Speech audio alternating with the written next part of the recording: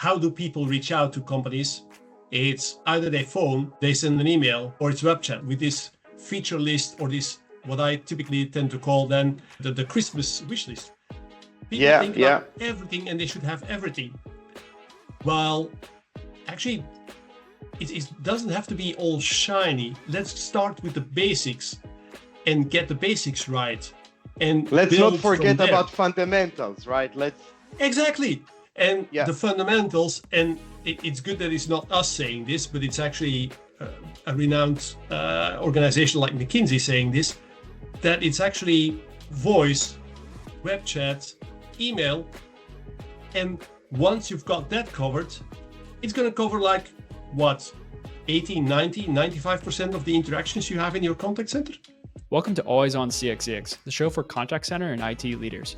Between helping support your contact center reps, your customers, and the tech that makes the contact center function, you're relied upon quite a lot. You can't afford for your customer experience, employee experience, or stability of the contact center to falter. If you're ready to find the next strategy to keep your customer employee experience always on, let's get into this episode. Hey everyone, welcome to the very first live episode of Always On CXCX. If this is the first time for the show for you, thank you for being here. This format is a little bit different than our typical episode. This is new for us, so we ask that you give us a little bit of grace in case there's anything that goes wrong technically. Normally we don't have slides, but in this episode, you'll notice a few slides coming on and off of the screen to help support some of the stats and claims that we're sharing today. So without further ado, today we have Peter Broeckx and Gidi Adlersberg on the show. Each have spent a significant amount of time speaking with contact center and IT leaders, attending contact center events and researching the market. All that to say, they've set a clear path for us today to navigate the CCaaS jungle that we are all experiencing. So let's jump into the conversation. Welcome to the show, gentlemen, and I'll pass it to you to get us kicked off. Yeah, thank you very much, Josh, and hi everyone. Good morning, afternoon, evening, and I think even nighttime for some of you. I did see we have a bit of a global audience here today. Today's session is a pretty special one for us. We're pretty excited about it. It's a bit of a special one where we do not talk about our product, but rather we focus on you, the buyer community. And to explain a bit what makes us do that, I'll do that there's a very famous saying that I love by Larry Ellison, the legendary Oracle CEO, that once said that the only industry that is more trend-driven than fashion is the tech industry. And so me and especially Peter have been talking with contact center buyers for hours and hours, day by day, and I think we have a bit of a special point of view when it comes to seeing what's common to all kinds of contact center buyers. And it's pretty clear that there's a lot of noise out there when it comes to customer experience, and even more so lately with everything going on around AI. Feature tables are not enough anymore to make a good decision. RFPs don't help much as well. We'll speak to all of that. So really today's session is really about you, the buyers. Again, there will be zero talk about our product. Instead, we're going to focus on how you as buyers can try to navigate through the contact center jungle and really be able to make a truly informed decision when it comes to selecting a good CCaaS solution for you. So let's jump straight to it. This is actually something I dug from LinkedIn, from my LinkedIn feed just last night. It's a Metrigy data point that shows the tremendous gap between what businesses think about the level of their customer experience versus what the actual customers, think about the quality of CX. So obviously, a lot of that gap can come from not choosing the right solution. Now, Peter, to kick things off, I want to start with, a nice kind of key question here. Typically when companies go on that search for a good CCaaS solution, they immediately think, typically they think through features and maybe through a feature table. But lately we feel that doesn't help much. What's your take on that, Peter? Why is a feature table not enough these days to make a good choice? You're absolutely right, Gidi. I mean, it really feels like the CCaaS market is a jungle, and feature tables, and yes, they're still typically a component of RFPs. They just don't cut it anymore. I mean, it gives a very, it's got a superficial understanding, but they fail to capture the crucial elements that determine long-term success for a CCaaS platform. And I mean, yes, cloud has democratized access to technology. A lot of the core features are now readily available and easily replicated across all those different vendors that you have out there in that CCaaS market. You've got things like basic call routing, IVR, even a bunch of the AI-powered functionalities are becoming table stakes. And then they're not differentiators anymore. Now, a feature table, or the way I tend to call it, the Christmas wish list, will show you what they offer, but not how it's delivered or how well it is being delivered. And the crucial distinction between vendors, if you ask me, does not lie in that feature table and which box they tick, but actually in the areas that are more difficult to quantify than a feature table. And then I'm thinking about, for example, reliability and uptime. I mean, how often does the platform experience outages? What are the SLAs? How do you perform against those SLAs?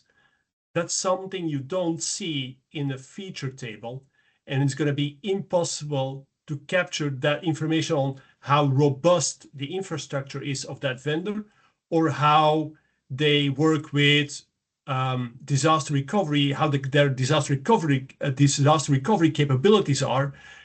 You just can't capture that in such a feature table. The same goes for scalability and performance. Or another important one, anything around security and compliance. Think about integration capabilities.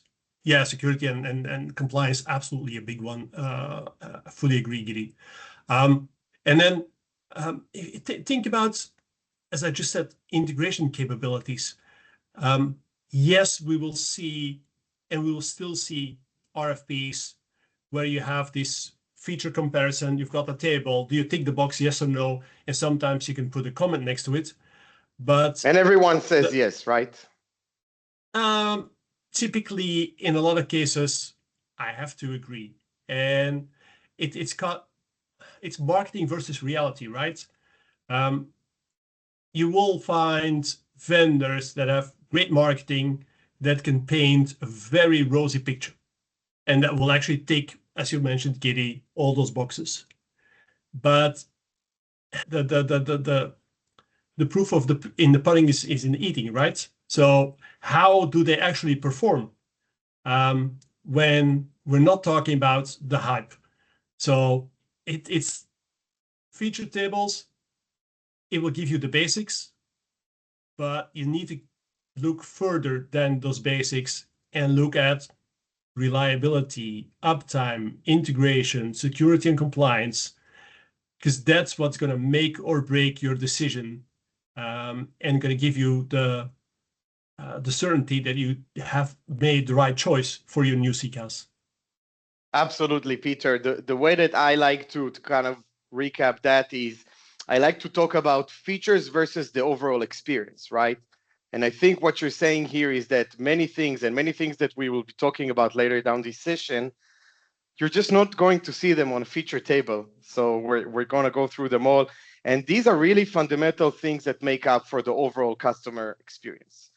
So I think that was a great start, Peter, to our conversation. Let's start with the first topic, probably the one that's closest to my heart. I think that gets, in many cases, overlooked, and that's getting deployment, implementation, support, and uptime right. So, contact center application, it's not only about, the shiny features and the magic. that it can bring. It's also about, is it actually up there, up and running and working? I find this data point from Piper Sandler absolutely fascinating. When CX leaders are being asked, what are the top 3 capabilities that matter to you in a CCaaS solution? We can see that reliability is number 1, even before AI. So Peter, what is your take on uptime? Why is it so important? I can testify that when I speak with buyers, no one has ever asked me, what is our product's uptime. So what's your take on that? You're right, Gidi. I mean, contact center success hinges on a lot more than just feature sets, right? We just talked about it. And uptime, and yes, it's probably not the most flashiest of topics. It's absolutely fundamental. I mean, it's kind of this shiny versus gray, right? Or the obvious. Today we're in a race to innovate, and in that race to innovate and offer the latest bells and whistles, a lot of vendors and also sometimes the buyers overlook the less glamorous but more essential parts of the solution. And uptime definitely falls into that category, right? It's kind of the gray, the obvious. It's not shiny, it's not sexy, but it really is important. And in the race to innovation, sometimes you will see solutions skip fundamentals. There's this constant pressure to deliver new innovative solutions and features. And I mean, sometimes it makes vendors cut corners on things like core infrastructure and reliability. It feels like it's less important to make sure that you've got your 99.99% or 5 nines uptime versus adding the latest feature on an AI chatbot. And absolutely. To me, that's a very risky trade-off. And then I didn't even mention anything about survivability or the cost of downtime, because just like reliability and business continuity, performance is also one of those overlooked topics. And what I wanted to say is please don't overlook the basics and the fundamentals.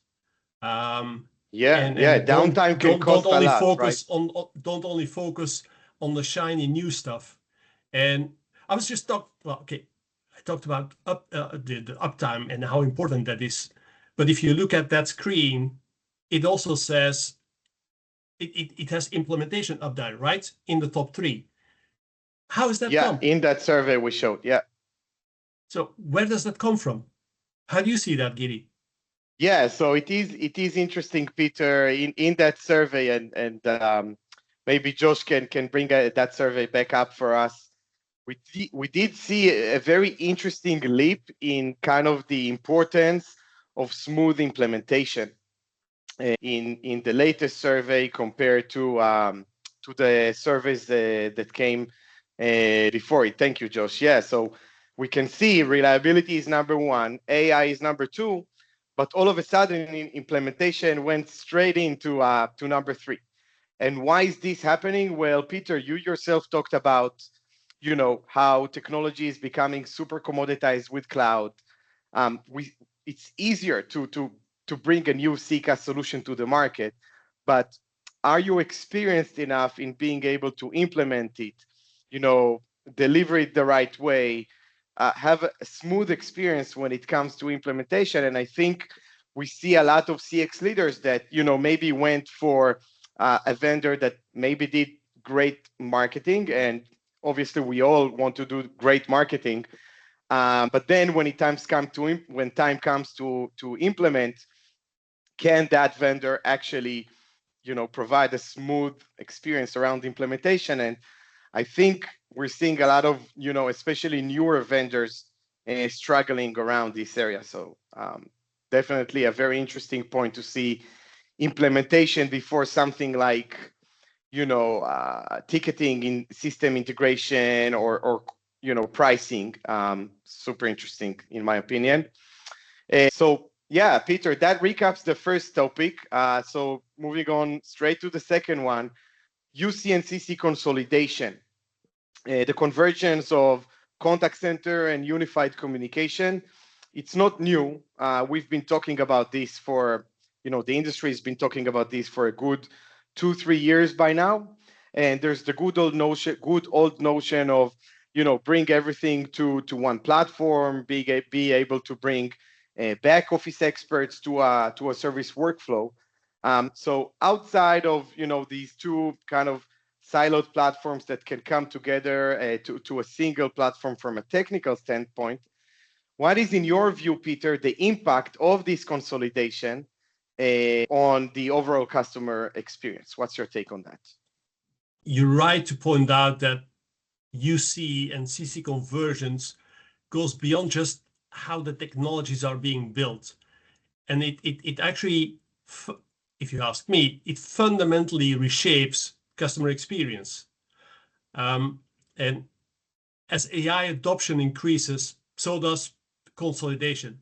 And I'll explain what I mean. Is with the rise of the rise of AI, it's a major driver for UC and CC convergence. Typically, AI can take over a lot of simple tasks and leave the more complex or more important or more urgent tasks to humans. But the easy stuff is being handled by AI, automation, however you want to call it. Either you go on the website, you look for FAQs, you find the answer. You have interaction with a chatbot, or you send an email, you get an answer back. But when it's urgent and when it's important, you call. And when you have an agent on the phone, you want that answer as quickly as possible and as correct as possible. Now, when all the easy stuff is already done, what is still coming to an agent? That's the hard stuff. Okay. In a lot of cases, that agent does not have all the information on his own. And he will actually have to rely on the entire community of that organization to help him answer that question, fix the customer's problem, however you want to call it. So we really have to take into consideration a holistic approach to customer experience. It can't be that you have organizational silos that don't work together, that don't communicate together, that don't work towards solving that customer's problem. And it's really about having the entire organization as an agent ready to serve that customer. So it's about having that entire organization at your fingertips to make sure you provide the best possible customer experience to that customer that's reaching out to you. That's how I think we should look at UC and CC consolidation.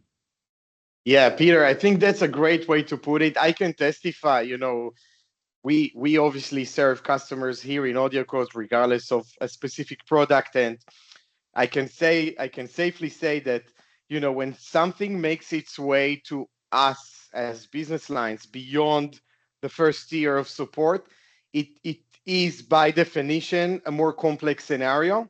And typically we would have at least, in a good case, we'll have 3 people involved. In some cases, we might have 8-10 people involved if it's a really complex scenario.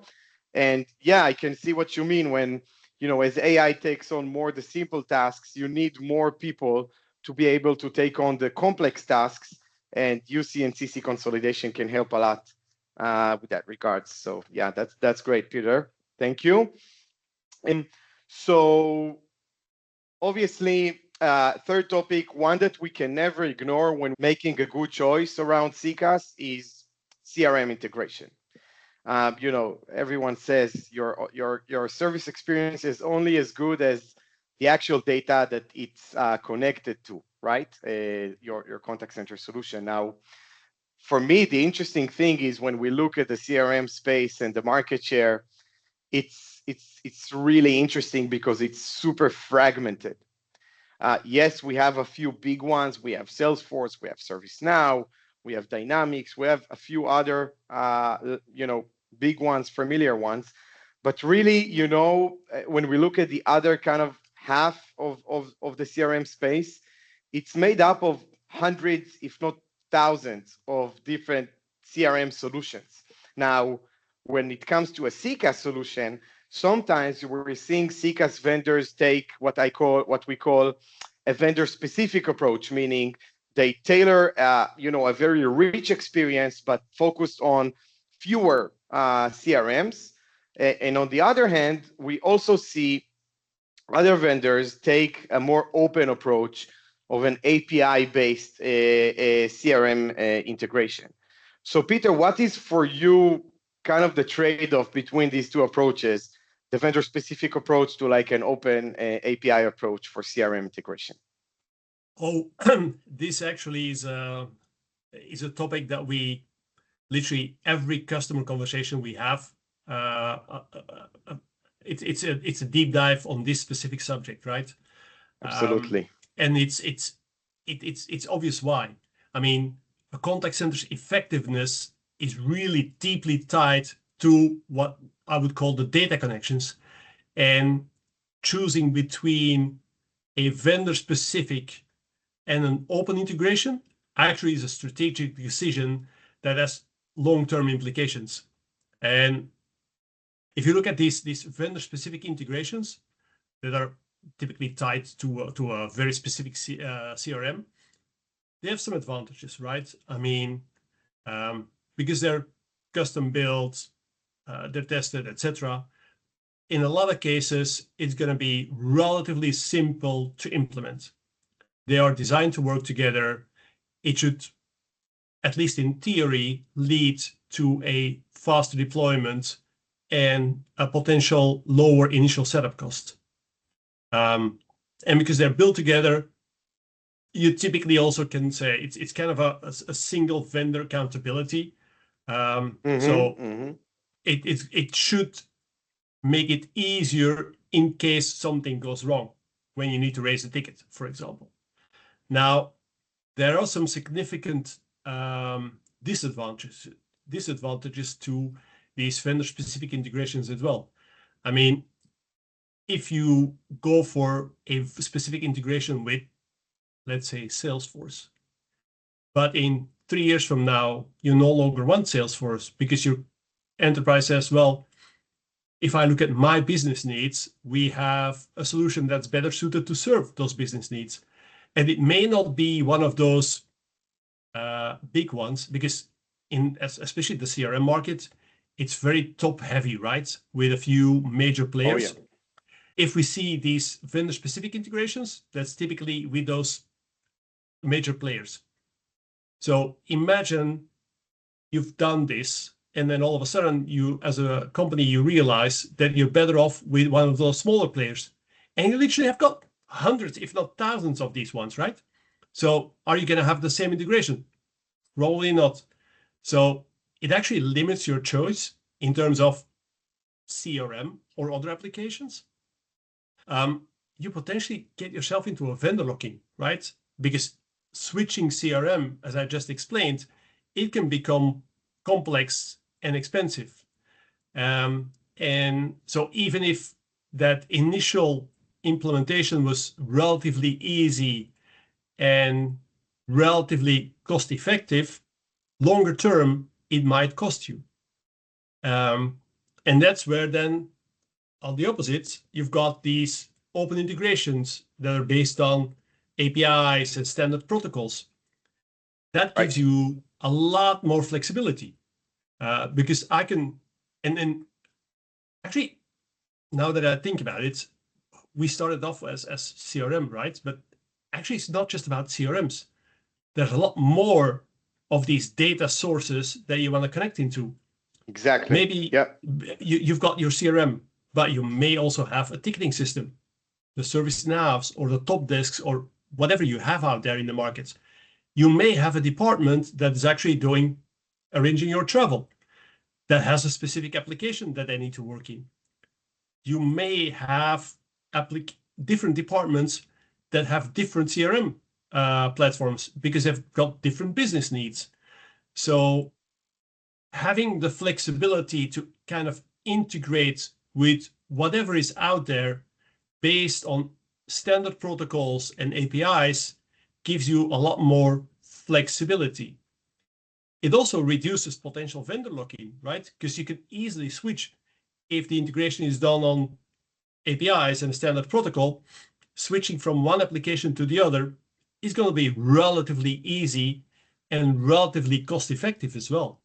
So if you look at that, there's some really big advantages in having a standard-based or open integration based on standard protocols and APIs. And does it potentially increase complexity or have an initial higher cost? It might seem so, but I think it's key to look at what's my long-term strategy and what do I need to integrate with? And don't get yourself locked into one application that's going to have to serve you for the rest of your days. That's not how it works these days. Right, Peter. Thank you. It's kind of about being future ready, right? From a data standpoint, when it comes to customer experience. I mean, I can say it's not uncommon when we go and speak with buyers out there to see a company that's using potentially 4, 5, 6, sometimes even if it's a large enterprise, it could be more than 10 different CRM systems. There's one for HR, there's one for sales, there's another one for marketing. But end of the day, all of these, and especially if we consider UC and CC consolidation and how a CCaaS solution can potentially serve many departments beyond the classic contact center, being able to keep things flexible, right, is really important. Now, yeah, maybe the trade-off is kind of between, usability when we talk about a vendor-specific approach to just flexibility when we talk about the open API approach. But yeah, Peter, I really agree with you. And I think, by the way, a great example for it is what happened with the Dynamics 365 contact center, which, originally came to market locked into the Microsoft Dynamics CRM only.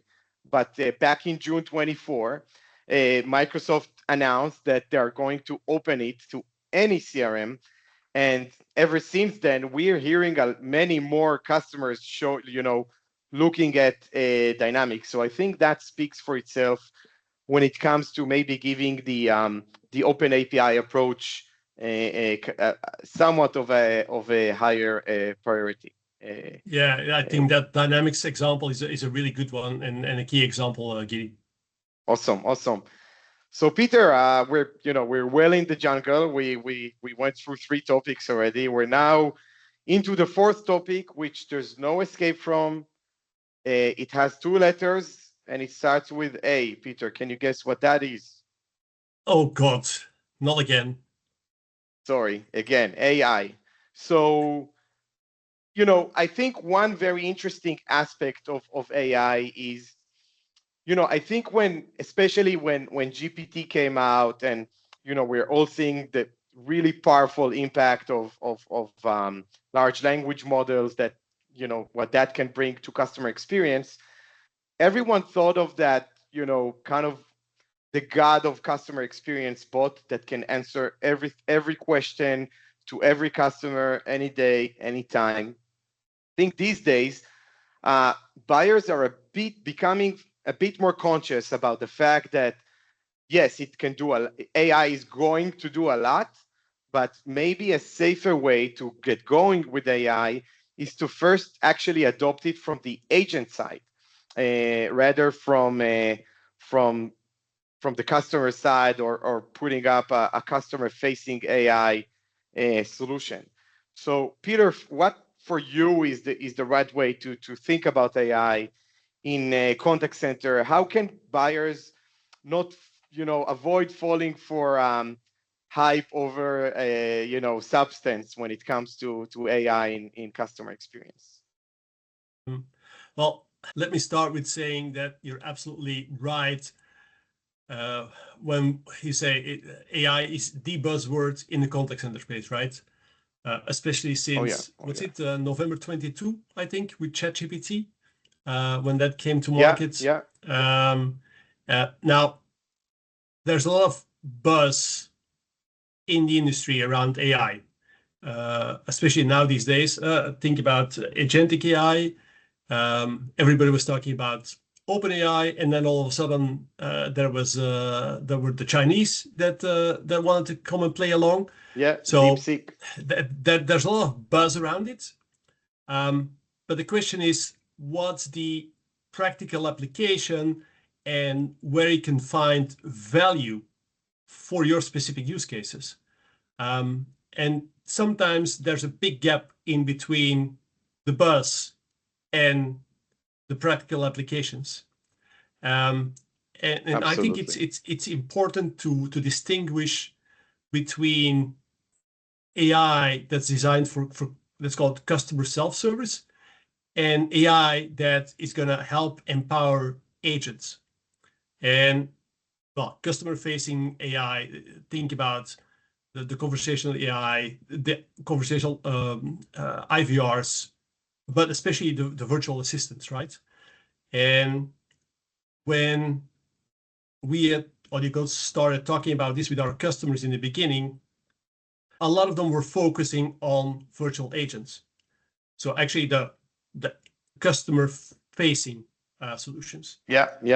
They were kind of struggling with that because a lot of them wanted to do too much, wanted to automate everything at once, and didn't really find the right technical solution, but neither did they find the real use case and business case, and especially ROI was difficult to prove. Now, especially with ChatGPT and LLMs that came, we've seen a shift into priorities for enterprises.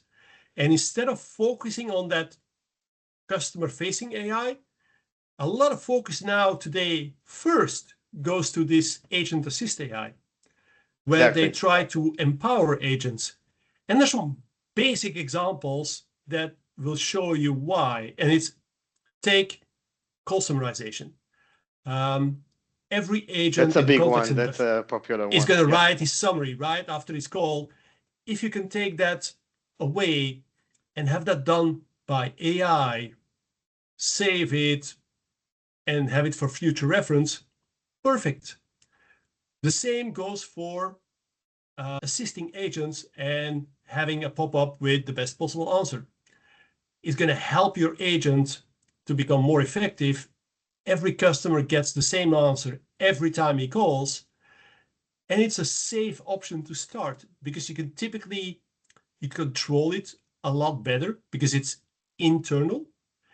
It's also easier to prove the ROI, as in with the call summarization, it's easy to see, okay, how much time am I saving for my agents? What does my agent's salary cost me? And you can easily make, if I'm saving 10% and my agent is costing me $20 an hour, I've got 1,000 agents. It's easy to make a calculation on how much you're saving. Almost a no-brainer. On a yearly basis. Exactly. So now, does that mean that you should not do this customer-facing AI? Obviously not, right? No. What I see in the field is customers starting more often with agent assist AI, learning, getting to know the technology, learning how to also work through company politics to get these things approved, and then move to the customer-facing AI.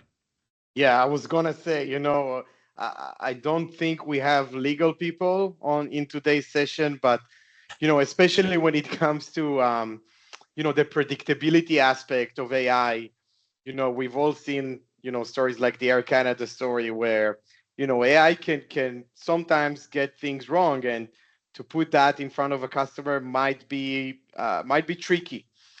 So agent side AI becomes a safer place to get going with AI. I love this Variant example, Peter. I think we have people from Variant here today. I did see a few on our participants list.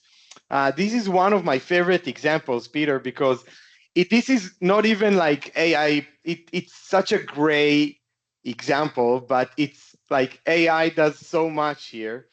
It's not about summarization. It's not about sentiment. It's only about a variant bot that helps agents trade shifts, okay? Which may sound like, so gray, but AI can help a lot in doing so. And believe it or not, Peter, but we have seen industry reports when Variant themselves, talk about what are their top selling bots. TimeFlex is amongst the top 3 bots that Variant is selling these days. And I find that fascinating because it's just a bot that helps to trade shifts between agents. It's AI based, but it's a top selling bot. And so it's a great example of what AI can do for a contact center without necessarily being so shiny and customer facing. Yeah, and that's where you see that often it's not about the buzz, but look at where you can add value and where AI adds value. Exactly. Good example. Yeah, thanks, Peter. I like it also. So, we covered AI, we did it. End of the day, buyers need to pay for their CCaaS solution, and there are quite a few pricing models out there in the market, right? There's the named agent, there's the concurrent agent, there's pay as you go. Each of these models might be a better fit for a specific customer or a specific contact center. What's your take, Peter, or what's your insight on what's the best model for each kind of customer or each kind of contact center desk? Well, I don't think there's an answer where I can say this is the best solution for a specific customer. So let's break it a bit. Let's break it down a bit and see. Okay, we've got typically named versus concurrent users, right? That we have, and that's the typical use. What we see in terms of licensing models from the majority of the vendors. And if we look at named users or a per seat user, each agent actually gets a dedicated license, regardless whether he's logged in or not at a given moment in time. So it's literally like you've got a seat out there in the office, and whether someone is sitting on it or not, it takes a license. Now, from certain perspectives, that's an advantage. Think budgeting. I mean, I know I've got 100 people working in my contact center. I need 100 named user licenses. Easy, right? So it's predictable, and it's easy. Now, the big disadvantage is what happens if you have people that work part-time? I mean, in a lot of contact centers have people working half-time. They do 2 days a week, 4 half days a week. They only work the weekend, these kind of things. Think companies that work in shifts. You got people serving customers from 7 till 4, and then from 4 till 10, you've got a different shift. Or you've got international companies that do 24/7 and follow the sun. You've got 8 hours in Europe, 8 hours in the US, 8 hours in APAC. How do you handle that? If you then work based on named agents, it's going to be very expensive and very inflexible for you.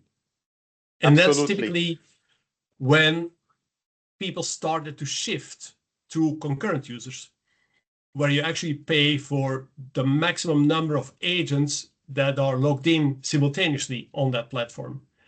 And it's very effective or cost effective when you have organizations that have these work shifts, right? Or that have a lot of part-time agents, or that have that 24/7 follow the clock around the world. Because then you will only pay for active usage of your agents. You're paying for concurrent users. Disadvantage for this license model is it's not always easy to predict or to forecast your peak concurrent usage. Right. And if it's not easy to forecast, it's also hard to budget. And especially if you've got a lot of fluctuations in your call volumes, it makes it a bit harder. But if you look at, well, ratios in between those two, if I look at, for example, Genesis, I think it's like 1.5, right, between named users and concurrent users. So you pay, which is kind of it's kind of Genesis way of telling us that in their view, for every 3 named agents, you really need 2 agent seats, right? Yeah, correct. And it allows them to be more of a bit, let's say, to cover this unpredictability of these schedules and these volumes. That's how they try to make that up. Now, I was focused on named users and concurrent users, but there's also this usage-based pricing, right? How do you see that, Gidi? Where does it the fit? pay as you go. So this is also one worth noting.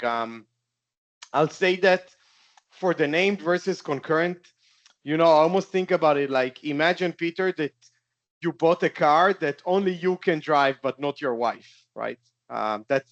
That's kind of the notion of a named agent model, whereas in a concurrent model, there's a car and everyone is able to drive it. Now, in pay-as-you-go, and at least that's what we're seeing with buyers out there, we're seeing large vendors that, like, probably the most popular one that does pay-as-you-go in CCaaS is Amazon Connect, where you literally pay by the minute with 0 commitment, which sounds awesome, but really what we find, you talked about budgeting, it's pretty hard to budget. And it increases the kind of the level of uncertainty for buyers out there when they need to commit to a specific budget. When you're going to pay by the minute, it's going to fluctuate by definition, making it a bit harder to kind of predict or rely on or get absolutely right. So yeah, and if you talk about this predictability, add AI to the equation, Gidi, and it becomes even harder, right? Because typically a lot of vendors add that as a pay-as-you-go to the licensing model. Exactly. Yeah, AI starts to solve cases, and then usage might decrease with live agents, or maybe AI doesn't do well enough, and then you actually need more live agents to help out. So yeah, absolutely. I think we have, Peter, maybe 2 minutes to talk about a bonus item, and that is the digital customer experience. Now, for me, the interesting thing with digital CX is when I speak about it with buyers out there, they immediately think about, they're like, oh, my customers don't look for me on WhatsApp. They don't look for me on Instagram. I don't need omnichannel. I don't need digital CX. But really, and I find it, this figure here speaks for itself. It's one of my favorite data points from McKinsey. It shows that, okay, everyone prefers the phone. And by the way, we can see the different age groups as well. They all prefer phone, but as secondary means, there is, a pretty strong demand to digital CX. So what's your take on this, Peter? Do companies, how can a company know that they need digital CX as part of their CCaaS solution? Okay, so When you say, you're actually right to question the, let's call it blanket assumption that all digital channels are essential for every contact center. I mean, yes, digital CX offers potential and offers and should be considered, but it's not a one-size-fits-all solution. And Absolutely. I mean, the numbers speak for themselves, right?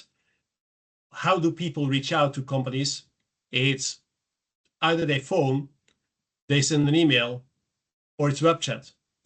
So we should actually look beyond, let's call it web chat, WhatsApp and Instagram and Messenger, etc., and look at what's being real. And it's again what we actually started the conversation with, right? With this feature list, or this what I typically tend to call then the Christmas wish list, right? People think about everything and they should have everything. Well, actually, it doesn't have to be all shiny. Let's start with the basics and get the basics right. And let's not build forget from there. about fundamentals, right? Exactly. And the fundamentals, and it's good that it's not us saying this, but it's actually a renowned organization like McKinsey saying this, that it's actually voice, web chat, email. And once you've got that covered, it's going to cover like what, 80, 90, 95% of the interactions you have in your contact center. Once you've done that correctly, then you can potentially think about, is there something else that can add value to my organization? And that can then be WhatsApp or Instagram. And yes, does it vary a bit depending on your customer profile? Of course. If you've got if you serve a younger demographic audience, they may embrace digital more and more different channels. But that's not going to be the right thing for everyone. So again, get those fundamentals right. And from those fundamentals, then start building and add new stuff. Yeah, people are on the phone, people are on your website, people definitely use email. Just be there wherever your customers are, be there to help them, I think is what we're trying to say. And sometimes it can be so obvious, like putting a live chat on the website, allowing customers to engage with you over email and so on. So great, Peter. I think we made it through the jungle. I can't believe we spent 48 minutes already talking about this, because for me, at least, this felt like a 2-3 minute conversation. I think, it was a lot that we shared here. So if we are to kind of recap things that we talked about, I think what we're trying to say more than everything is, that clarity for when it comes to buying a good CCaaS solution goes way beyond a feature table. Getting implementation right, making sure uptime actually, holds and your CCaaS solution actually stays up is super important, not to be ignored. Can your CCaaS solution integrate with a UCaaS? Because you will need those back office experts or those other people in the company being part of the overall holistic customer service experience. Going for an API-based CRM integration where, you can be more flexible and future ready with different data sources. Maybe starting with AI from the agent side and not rush to put that, God of customer experience bot in front of a customer. Being aware of the right pricing model that works for you, and making sure you are there also on things like a website with a live web chat or an email. Super important. I found these, really important tips, Peter, for at least the buyers that we speak with.